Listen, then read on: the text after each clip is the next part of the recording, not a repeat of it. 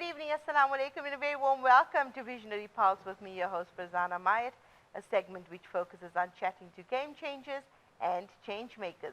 And tonight is certainly no different, as we're going to be chatting to one such game changer and change maker. We say a very good evening and a warm welcome to Raksha Sewpursat, who is a visionary entrepreneur, creative performer, and educator with a global perspective shaped by 13 transformative years abroad. So she left her home at the age of 21, and at a time where she couldn't even afford a ticket. But her determination became her passport. Her journey in the Middle East played a defining role in her career, and there she grew as an educator, specializing in early childhood development and working with children from diverse backgrounds as well. So this international foundation inspired her to later establish Arbor School, which is South Africa's first vegan school built on principles of compassion, innovation, and inclusive learning. So we say a very good evening and a warm welcome to Raksha. Thank you so much for joining me on Visionary Pulse. Thank you so much for having me here today. Wow, this is absolutely amazing. Tell me, you left home at 21 without even being able to afford a ticket. What inner strength or mindset pushed you to take the leap of faith? So I think what determined me and pushed me to go out, into the real world, I call it, at such a young age, it's simply because I was hungry for success, and I knew what I wanted to do from a very young age. And I think, just having that ability and that mindset, just to go out there and to know that, I trust the Almighty, and there is something bigger waiting for me on the other end of the world. Wow. So, yes, it wasn't easy, I must say. It was a challenge. I faced many challenges. I was just going to say, people thinking, and our viewers watching will think, oh my word, this is like so exciting. But Yeah. definitely, all of this doesn't come without its own fair share of challenges. Yes, definitely. It was a challenge, but I had a strong mindset. And I think together with that comes with having a very supportive family. Absolutely, they go hand in hand. Yes, they go definitely hand in hand. And I am the only daughter, the youngest. It's just two siblings. Wow, And it okay. wasn't easy, but I'm grateful that, my parents supported me and encouraged me. And my dad was the one that planted the seed and gave me the idea, why don't you go abroad and build your life? And I think, I'm really grateful and thankful to my dad for giving me the wings at such a young age to go out So there. like you mentioned, Raksha, there must have been a lot of challenges. Like you said, your dad planted the seed, go abroad. It obviously was not easy. The process wasn't easy. And once you got abroad, tell our viewers of some of the challenges you faced there. Okay, so to step out of South Africa was a challenge Okay. because I just matriculated. Oh, wow. As At young 18. as that. Yeah, so I think, matriculating, and at that time, agencies required a lot of funds, for you to pay them in order for you to find a job for you, Right. a placement abroad. And I never had the funds, and neither did my parents, because obviously I was young, and they had just began their businesses. So I didn't also want to put that strain on them. Yeah.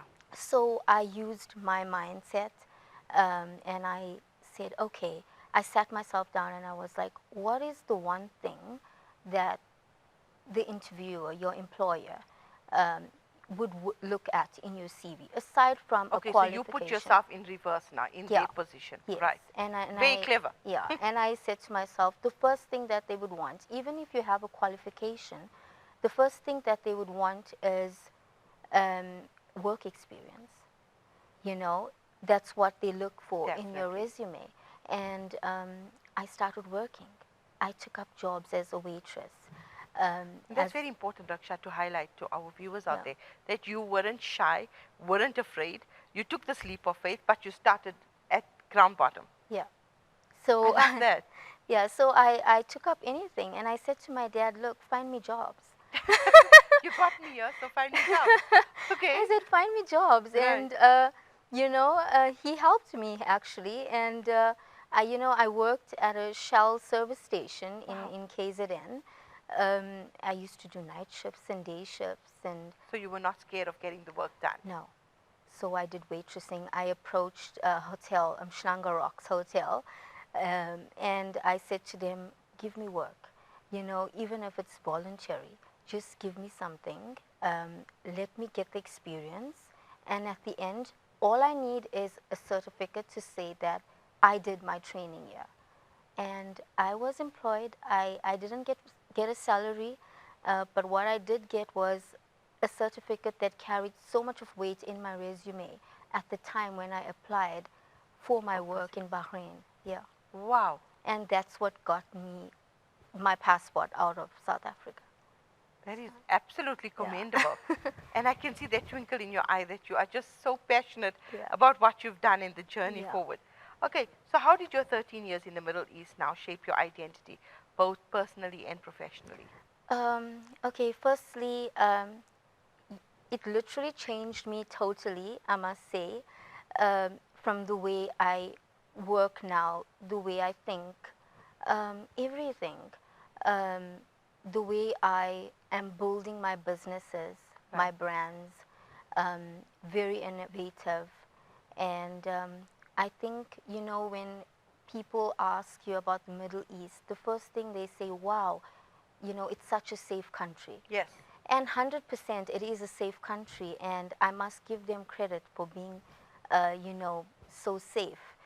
But I think what I would like to say is that being there for such a long time, on a personal level, I have gained so much in my spiritual life Oh, as well. okay. Because being in the Middle East, it also teaches you not just about your career, but also with their spiritual life, The different the religions, different okay. religions, and just how everything is when it comes to your culture, your tradition, your And religion. Islam is prevalent in the Middle Yes. East, right? So, Predominantly prevalent. yes. So, you watch and you learn, and it makes you think, So, me being in the Middle East, I used to, like, during Ramadan, um, in my complex where I was living, so there's a mosque, and the namaz used to play like very early parts of the morning. Okay. And I clearly remember, I think I was like 25, 26 at that time, and I used to wake up with the sound of the With the namaz. Allahu Ekber, Allahu Ekber. Allahu Ekber, Allahu Ekber. Eşhedü en And I never understood what what was the being, azan was about, yes. yes, but I used to sit on my bed and I would pray in my own way, and I would go back to bed. Wow. So that's how, like the Middle East, like literally changed my entire life. It changed your I, entire perspective. yes, I went there as a little girl trying to build her life, but I left as a woman with so much of purpose, and, just learned so much. And yeah, I really enjoyed my best, like the Middle East was one of the best experiences that I have had. And And that's so good to hear. yeah, and I recommend, like every, um, like my cousins, my nieces, I always encourage them, if there's any way that you would want to live in any place, relocate to the Middle East. It will teach you so much. Absolutely. I couldn't agree with you more. So what drew you to early childhood development, and how did working with diverse children influence your educational philosophy? Um, so working with children and early childhood development, it came naturally. Um, as a little girl growing up, I used to pretend play, Oh, okay. the Like yeah. teacher-student game.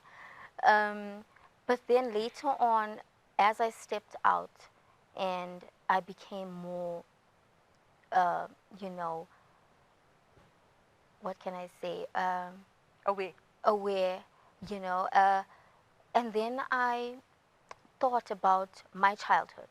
Right. You know, I suffered severely with asthma, Okay. And this So was from childhood. from childhood, I was born with it. So I think I lost a lot of my childhood. Absolutely. Yeah. I know it's Yeah. really takes a So lot out of a person. yeah. So I really struggled with this illness, and it took a lot from me.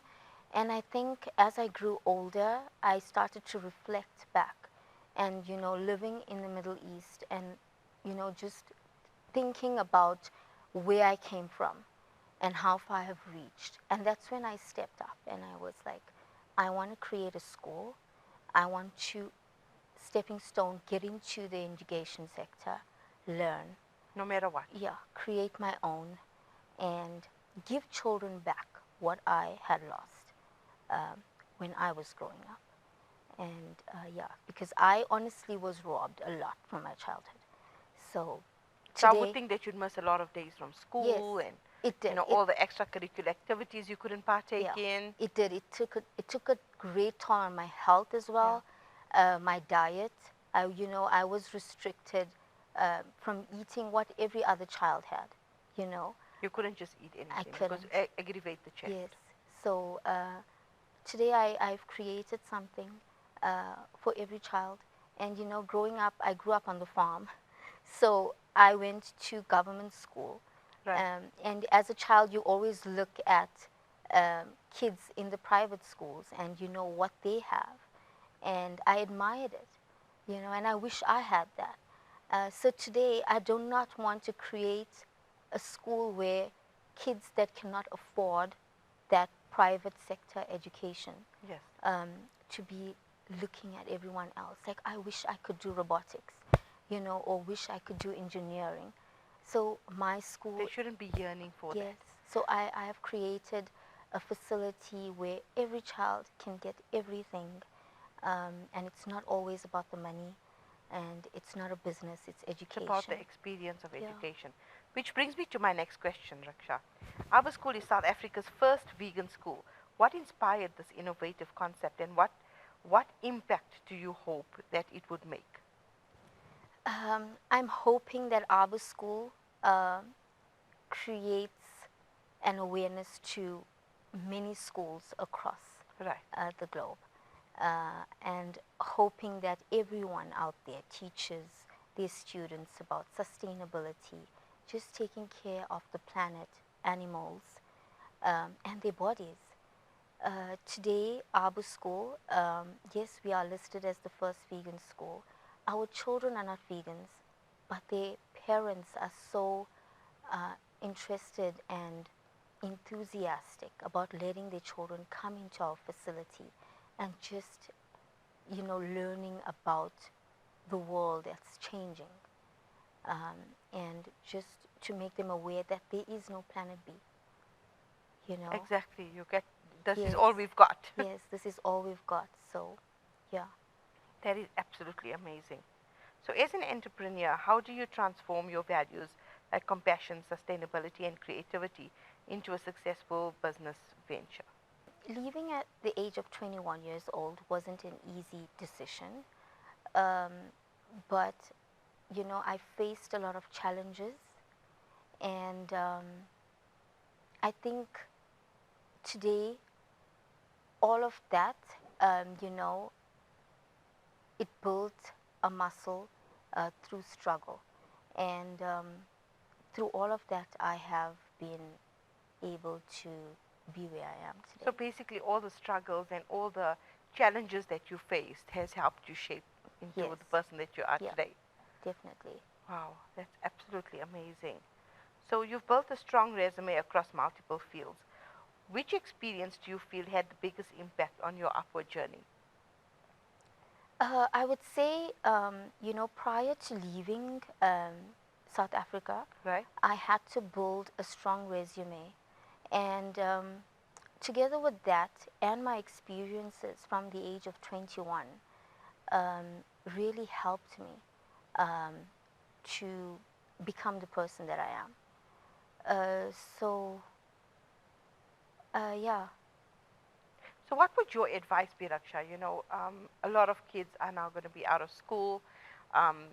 deciding still what careers they're going to go into, what would your advice be to kids like that? Because I see you're quite a go-getter yourself. If you've decided something, you go out there and you achieve it. So what would your advice be to kids that are just as passionate as yourself?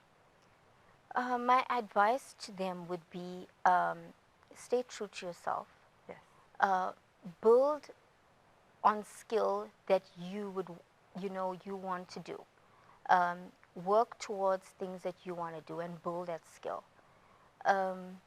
Do not think about the world out there and the noise. There would always be noise out there. Absolutely.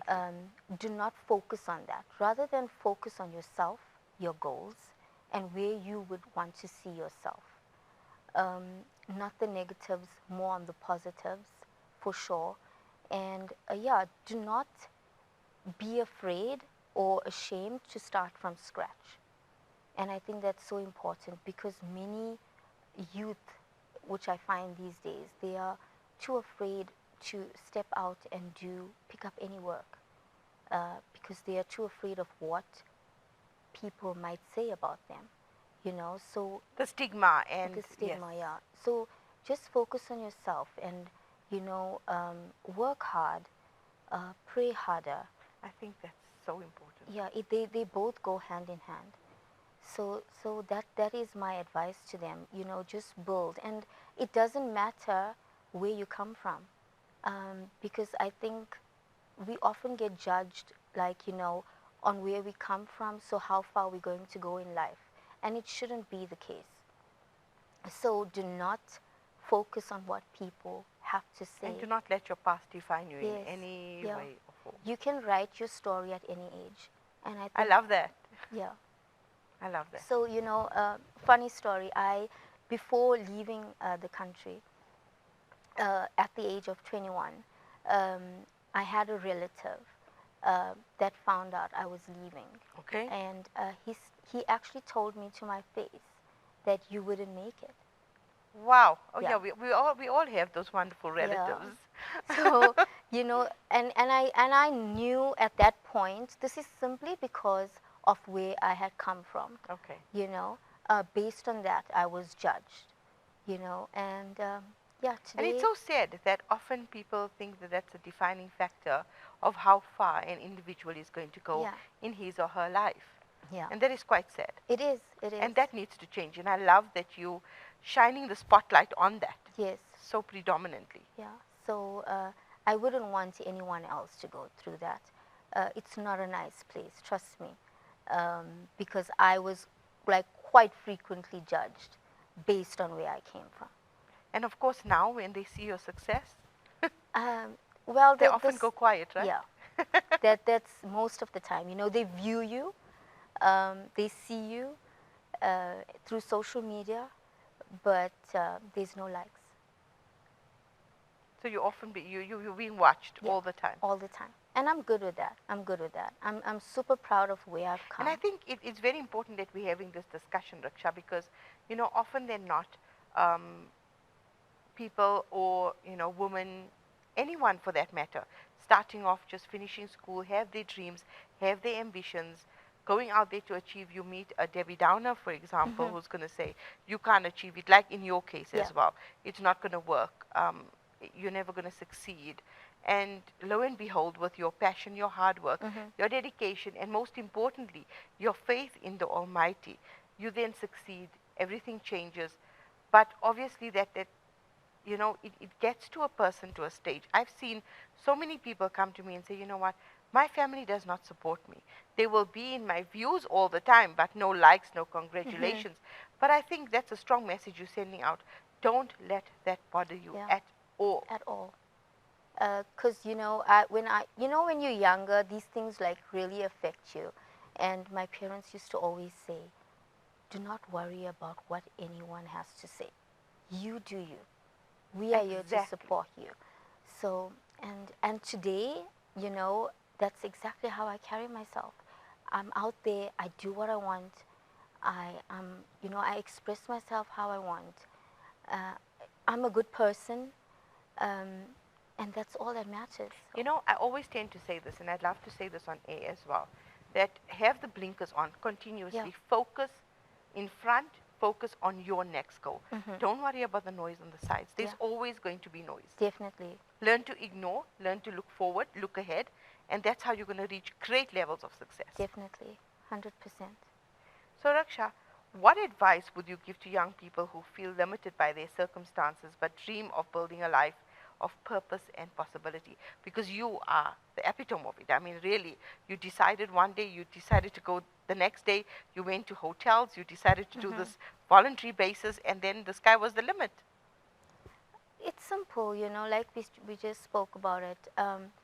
Do not let the outside world interfere with you.